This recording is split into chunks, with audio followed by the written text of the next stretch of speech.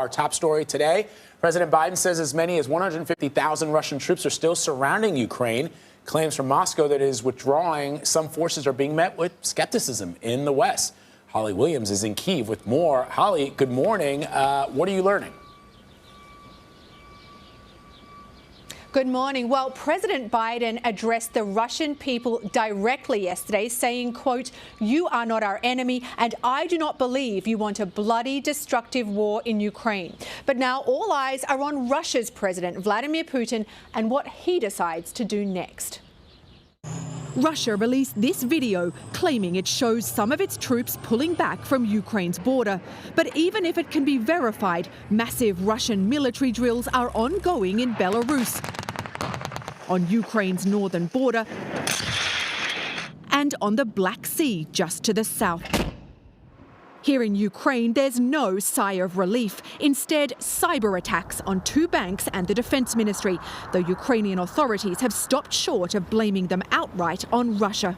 I have my emergency bag in my flat, and I'm ready to defend my country. It's two different countries, and they must understand that it's two different countries.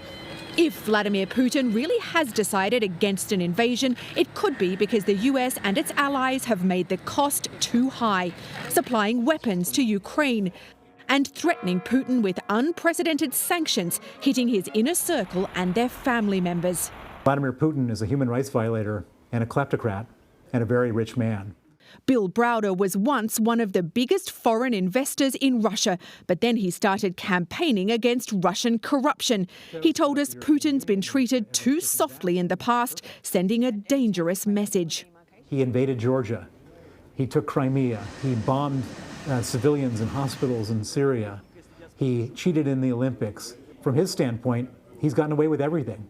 And unless we can actually prove to him that we're serious, he'll think he can get away with it again.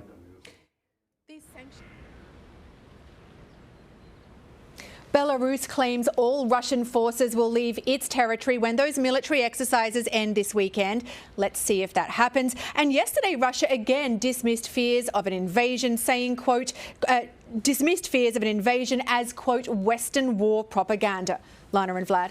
So it's interesting, Holly, because no conventional attacks, obviously, as of yet. But still, Ukraine's state banks, their defense ministry, their armed forces all had cyber attacks yesterday. Do we know anything more about who's behind them? And might this be a strategic move by Russia? Well, so Ukraine says that those attacks were distributed denial of service attacks. That's when essentially hackers flood a network with lots of data so that it's paralyzed. And the Ukrainians actually put out a statement saying that it is not ruled out that the aggressor used tactics of dirty little tricks. So the implication there is that it could be Russia, but they certainly haven't named Russia directly. Russia, for its part, denies any involvement. But why is this so interesting? Well, you've just put your finger on it there. It's thought that any invasion of Ukraine would be preceded by massive cyber attacks hitting Ukraine's critical infrastructure. And in fact, we should point out that suspected Russian hackers have hit Ukraine's critical infrastructure before, taking down parts of the power grid more than once. Also, Holly, we've learned, CBS News has learned that Russia continues to set up field hospitals and move in blood supply. So what does that signal to you? Well, look, the US has said that a Russian invasion could happen any day and at very short notice. When people see those kind of things, sort of medical infrastructure moving in, certainly a lot of people will read into it that, that an invasion could be imminent. Remember, though, Russia has consistently maintained that it has no plans to invade Ukraine, though from the perspective of the US and its allies, including Ukraine, that does not provide, a plausible reason for there being now, according to the US's estimate, more than 150,000 Russian troops massed on Ukraine's border. But don't rule out the possibility that this entire crisis, this entire enterprise is essentially a giant game of Cold War-style brinkmanship on the part of Russia. That is raising the spectre of an invasion to try to extract concessions from the US and its allies. So, Holly, Putin has said that Russia is going to partially pull back troops. As you mentioned, 150 are there. Is there a number of troops that are going to be seen as a real concession by Russia? Well, we don't know any numbers so far. All we've seen is this video from the Russian Ministry of Defense that purports to show some of those troops, moving back from the border. But remember that President Biden has said that the US can't verify that any kind of partial withdrawal has taken place. And NATO has essentially said the same thing. They haven't seen any sign of de-escalation on the ground.